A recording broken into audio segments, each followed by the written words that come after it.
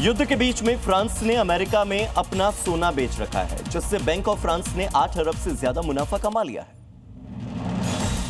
France के central bank ने New York में रखे अपने सोने को बेच दिया है। उसकी जगह पेरिस में अपने स्टॉक में समान मात्रा का सोना रख लिया है। युद्ध के बीच फ्रांस ने सोना बेचकर 75,000 करोड़ से ज्यादा फायदा कमाया है। फ्रांस लंबे समय से न्यूयॉर्क में अपना सोना रखता आया था, लेकिन 1960 से फ्रांस ने सोना वापस लाने की प्रक्रिया शुरू कर दी थी और अधिकतर सोना वापस ले आया था। इसके बावजूद कुछ सोना न्यूयॉर्क में बच गया था। इसी गोल्ड बार को बेचकर न्यू स्टैंडर्ड के मुताबिक नया सोना खरीद लिया। अमेरिकन प्रेसिडेंट डोनाल्ड ट्रंप ने बड़ा दावा किया कि हमारे पास एक सक्रिय ईरानी प्रतिनिधि है, जिससे हमारी बातचीत हो रही है, जो बातचीत में शामिल होने के लिए तैयार है। राष्ट्रपति ट्रंप ने ईरान के प्रतिनिधि का जिक्र किया है। क्या वो मुश्तबा खामेनेई हैं? क्या वो ईरानी संसद के अध्यक्ष हैं, या फिर वो विदेश मंत्री अब्बास अरागची हैं? ये सवाल जसकतस बरकरार है, लेकिन अमेरिकी राष्ट्रपति डोनाल्ड ट्रंप ईरान के किस प्रतिनिधि से बातचीत के लिए तैयार हैं? कौन है वो प्रतिनिधि? इसका जिक्र उन्होंने नहीं किया। तो अमेरिका ने ईरान में घुसकर अपने पायलट को सुरक्षित बचा लिया, उसे रेस्क्यू कर लिया और पायलट को वापस लाने के इस ऑपरेशन में इजराइल की आर्मी का एक बहुत बड़ा हाथ है। इजरायली डिफेंस फोर्स की कमांडो यूनिट सायरेत मत्कल ने रेस्क्यू ऑपरेशन में एक बहुत ही महत्वपूर्ण अहम रोल निभाया है। अब आपके जहन में सवाल जरूर आ रहा होगा कि आखिर इजराइल की ये सायरेत मत्कल है क्या, जिसने ईरान में घुसकर अमेरिकी पायलट को सुरक्षित वापस लाने में मदद की। उसके बारे में बताएंगे, लेकिन पहले ये बताते हैं कि अमेरिकी पायलट के रेस्क्यू ऑपरेशन में इजराइल की 2 कमांडो यूनिट का कितना योगदान रहा। दरअसल इजराइल की सायरेत मत्कल और शालदाग ने अमेरिकी पायलट के रेस्क्यू में महत्वपूर्ण भूमिका निभाई।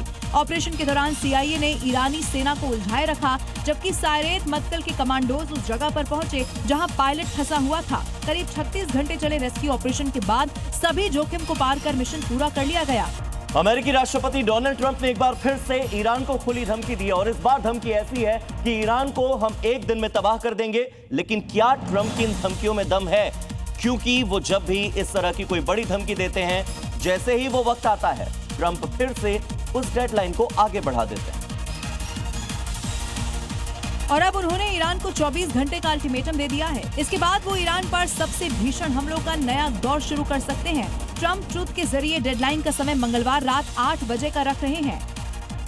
यानी कि जब अमेरिका में मंगलवार को रात 8 बजेंगे, तो भारत के समय के मुताबिक बुधवार सुबह 5:30 बजे वो मियाद पूरी हो जाएगी। और इसके बाद ट्रंप ईरान के एनर्जी ठिकानों से लेकर हर बुनियादी ढांचे को टारगेट करेंगे।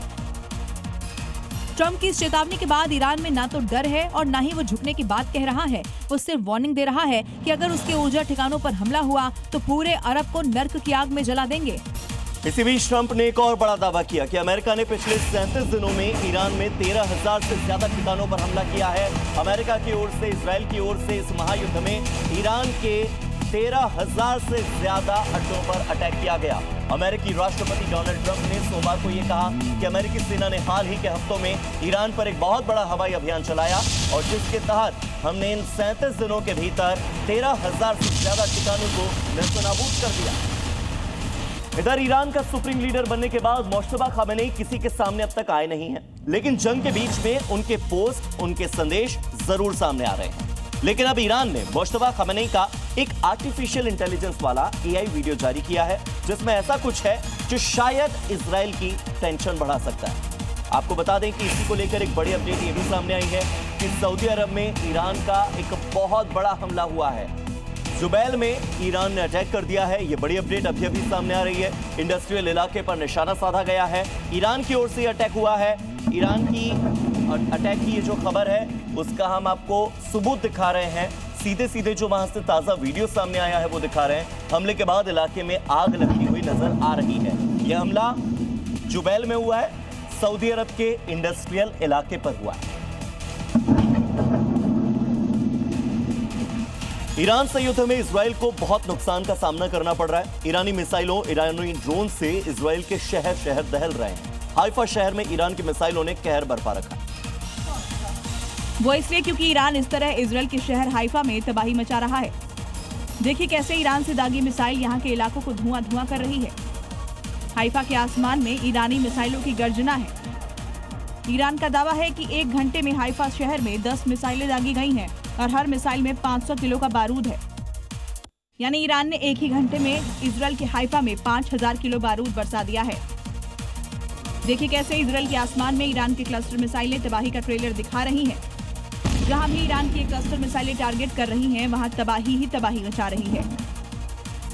इजराइल के हाइफा शहर पर ईरान के इंतकाम के अंगारे बरस रहे हैं। दनादन बैलिस्टिक मिसाइलों के वार हो रहे हैं और हाइफा के कई ऐसे रिहायशी इलाके हैं जो मलबे के ढेर में तब्दील हो चुके हैं। मिसाइल गिरने से चारों तरफ तबाही ही तबाही नजर आ रही है। हाइफा में इस तरह ईरान बारूद बरसा रहा है। देखिए कैसे इमारतों और घनी आबादी के बीच जोरदार मिसाइल अटैक होता है।